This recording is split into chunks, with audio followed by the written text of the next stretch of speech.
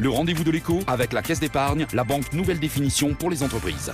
Le rendez-vous de l'écho sur Grand Lille TV. Bonjour à toutes et à tous et bienvenue Max-André Pic. Merci d'avoir répondu à notre invitation. Merci, bonjour à vous. Merci de votre invitation. Vous êtes premier adjoint au maire de Roubaix, également vice-président en charge du logement du Conseil départemental du Nord et nouveau président de Partenord. C'est à ce titre d'ailleurs que vous venez aujourd'hui sur ce plateau.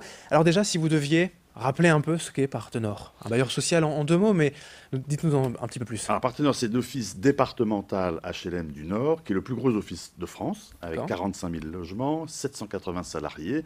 C'est donc une très grosse machine au service des gens du Nord qui veulent se loger à un prix modéré. D'être ainsi le premier, le vice-président en tout cas, en charge du logement au conseil départemental et en même temps président de Partenord, c'est une double casquette qui est intéressante justement pour suivre les dossiers. C'était voulu ?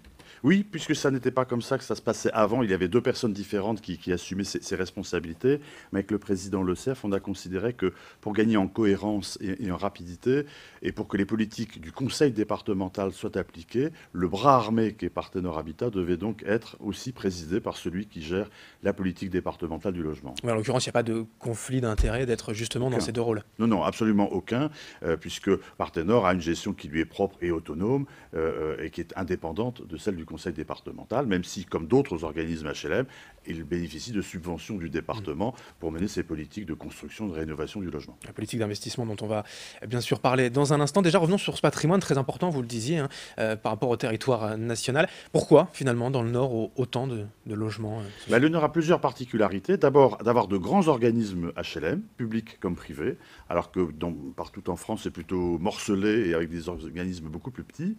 Et puis le Nord a une tradition sociale, par son histoire industrielle en particulier, et qui amène à ce qu'il y ait beaucoup plus de logements sociaux sur le Nord, comme d'ailleurs dans le Pas-de-Calais, que dans d'autres régions. Et le besoin de logement, il est encore réel aujourd'hui? Il faut toujours construire de nouveaux logements? Oui, alors oui, pas partout. Oui. Donc géographiquement, il faut regarder au cas par cas, mais dans les grandes agglomérations, il y a des besoins importants, sur la métropole lilloise. Oui, j'allais venir forcément ici, dans le Grand Lille. Évidemment, mais pas seulement. Il y a aussi des besoins qui peuvent être sur Valenciennes, qui peuvent être sur Dunkerque, par exemple, et puis d'autres secteurs qu'on appelle détendus, où par contre l'offre, le besoin de logement est moins important, et donc il faut regarder les choses un peu différemment. Et le problème de la place des terrains dans la métropole lilloise, malgré ce besoin de logement, comment on peut le concilier? C'est le vrai problème du logement sur la métropole, c'est de trouver des terrains constructibles et sur lesquels on puisse travailler dans de bonnes conditions, à des prix qui doivent rester raisonnables, parce qu'il y a une équation économique qui fait que si le terrain est cher, le prix de construction étant ce qu'il est, il faut quand même qu'on sorte un logement avec un prix et un loyer qui soit social. Oui, un loyer modéré, comme on parlait des HLM forcément. Justement, cette politique de loyer modéré, elle évolue dans le temps, c'est de plus en plus cher, pas forcément les loyers. Comment évolue-t-il ? Les prix restent extrêmement raisonnables, beaucoup plus bas que le secteur privé. Oui. En général, entre 30 et 50% en dessous du secteur privé, mais c'est très variable selon les endroits et selon votre situation familiale, évidemment. Mais il y a encore une vraie différence qui existe, bien évidemment. Avec une politique d'investissement, donc on en parle, volontariste. Selon le site internet de Partenord, ça veut dire quoi ? Ça veut dire que j'ai demandé à Partenord de sortir l'ensemble des projets qui étaient dans les cartons et que je leur ai demandé de lancer toutes les opérations. Partenord est dans une situation financière qui lui permet aujourd'hui d'investir de manière assez massive et je pense qu'il était important qu'on le fasse, d'autant plus que le conseil départemental, qui est habituellement un gros investisseur public, avec les difficultés financières qu'il connaît, investit moins. Et donc, avec Jean-René Le Cerf, président du conseil départemental, on a décidé que Partenord pourrait en partie suppléer aux investissements que le département ne fait pas. C'est donc un investissement annoncé sur 10 ans de 2 milliards d'euros. Donc, on est sur des sommes extrêmement importantes. C'est à peu près 200 millions par an, un peu plus d'ailleurs cette année. Ça veut dire quoi ? Ça veut dire environ 1000 logements neufs construits chaque année. Actuellement, c'est 1300 logements qui sont en cours de construction. Nous sommes de très loin le premier donneur d'ordre en la matière, mais c'est aussi sur notre patrimoine existant de la rénovation, parce qu'il ne s'agit pas seulement de construire du neuf, il faut aussi que nos locataires actuels vivent dans de bonnes conditions. Notre patrimoine est d'ailleurs plutôt bien entretenu, je peux le dire d'autant plus facilement que je ne suis présent que depuis un peu plus d'un an, donc je ne m'en attribue pas le mérite, mais nous avons quand même, en particulier sur des problèmes énergétiques, encore beaucoup à faire dans le domaine. Alors il y a le locatif, forcément, on en a parlé, des prix modérés, mais aussi la primo-accession, en fait, faciliter l'achat de logements pour des personnes qui n'auraient pas forcément le budget dans le privé. Tout à fait. Là-dessus, Partenaire est pas aujourd'hui l'acteur le plus actif, mais nous allons y travailler et essayer de retrouver une place qui a été la nôtre il y a quelques années. Mais l'accession sociale à la propriété doit être un de nos objectifs pour permettre à des primo-accédants d'arriver sur un premier logement à prix raisonnable, de devenir propriétaire. Et ce ne serait pas finalement un peu utopique, mais voilà, l'utilité finale d'un organisme HLM, qu'il n'y ait plus de locataires que des propriétaires? On ne peut pas voir le monde comme ça? Non, pas forcément, parce que d'abord, tout le monde n'a pas envie d'être propriétaire, que c'est quand même quelque chose de très français. Vous allez dans des pays étrangers, le taux de propriété, par exemple en Allemagne, est beaucoup plus faible qu'en France. Donc, et je pense que les choses sont d'ailleurs en train de changer. Je pense que nos enfants, enfin je vais plutôt parler des miens que des vôtres, parce qu'ils ne sont quand même pas du même âge, ne sont pas forcément dans une logique d'être propriétaire et que la location peut leur convenir pendant toute leur vie. Et après tout, pourquoi pas. Mais il faut donner la possibilité à ceux qui veulent y accéder, d'y accéder. Et c'est de plus en plus difficile.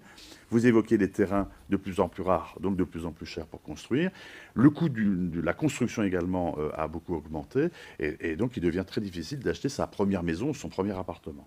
Alors l'autre possibilité que nous faisons et que nous avons beaucoup développée, c'est de vendre à nos locataires leur logement. Oui, donc on le fait déjà. C'est une centaine, 200 logements par an. Nous allons accélérer le mouvement et proposer à beaucoup plus de nos locataires de devenir propriétaires de leur appartement ou de leur maison individuelle, pour ceux qui ont la chance d'en avoir une. Max-André Pic, vice-président donc, du Conseil départemental du Nord en charge du logement, en outre premier adjoint au maire de Roubaix. Merci d'être venu aujourd'hui sur Grand Lille TV. Merci de votre invitation, bonne journée. Et merci à vous de nous avoir suivis. Dans un instant, l'information continue. Le rendez-vous de l'écho avec la Caisse d'épargne, la banque nouvelle définition pour les entreprises.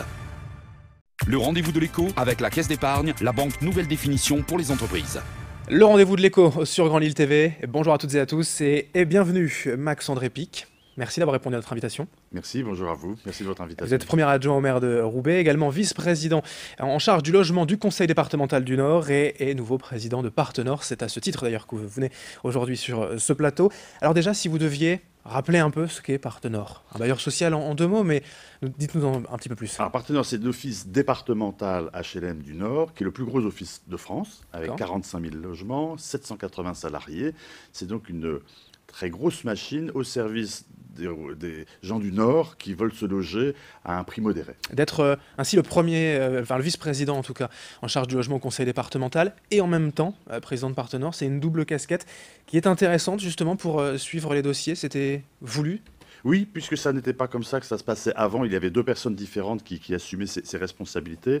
Mais avec le président Le Cerf, on a considéré que pour gagner en cohérence et en rapidité, et pour que les politiques du conseil départemental soient appliquées, le bras armé qu'est Partenor Habitat devait donc être aussi présidé par celui qui gère la politique départementale du logement. En l'occurrence, il n'y a pas de conflit d'intérêt d'être justement dans ces deux rôles? Non, non, absolument aucun, puisque Partenor a une gestion qui lui est propre et autonome et qui est indépendante de celle du conseil départemental, même si, comme d'autres organismes HLM, il bénéficie de subventions du département pour mener ses politiques de construction, de rénovation du logement. La politique d'investissement dont on va bien sûr parler dans un instant. Déjà, revenons sur ce patrimoine très important, vous le disiez, par rapport au territoire national. Pourquoi, finalement, dans le Nord, autant de logements Le Nord a plusieurs particularités. D'abord, d'avoir de grands organismes HLM, publics comme privés, alors que partout en France, c'est plutôt morcelé et avec des organismes beaucoup plus petits.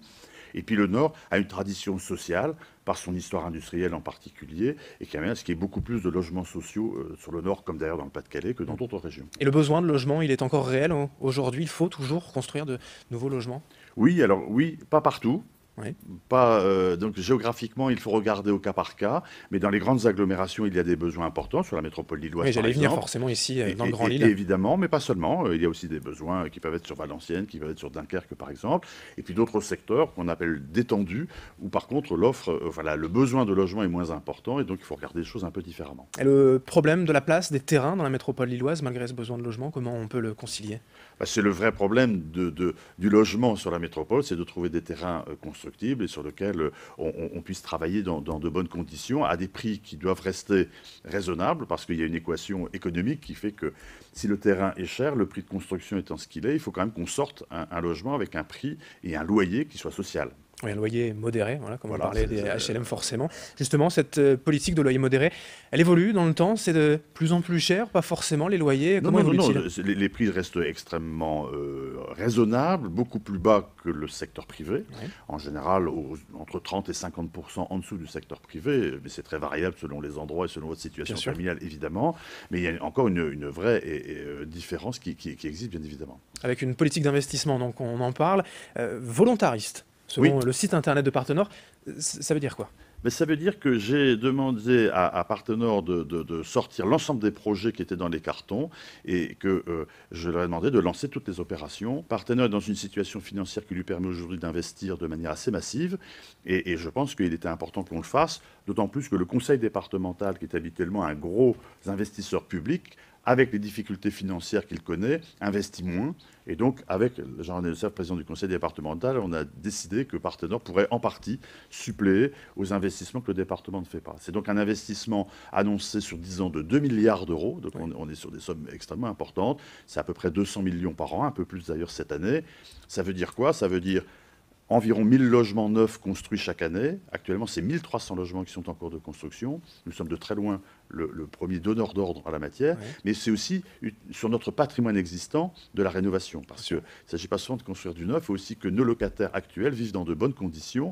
Notre patrimoine est d'ailleurs plutôt bien entretenu, je peux le dire d'autant plus facilement que je ne suis présent que depuis un peu plus d'un an, donc je ne m'en attribue pas le mérite, mais nous avons quand même, en particulier sur des problèmes énergétiques, encore beaucoup à faire dans le domaine. Alors il y a le locatif, hein, forcément, on en a parlé, des prix modérés, mais aussi la primo-accession, en fait, faciliter l'achat de logements pour des personnes qui n'auraient pas forcément le budget dans le privé.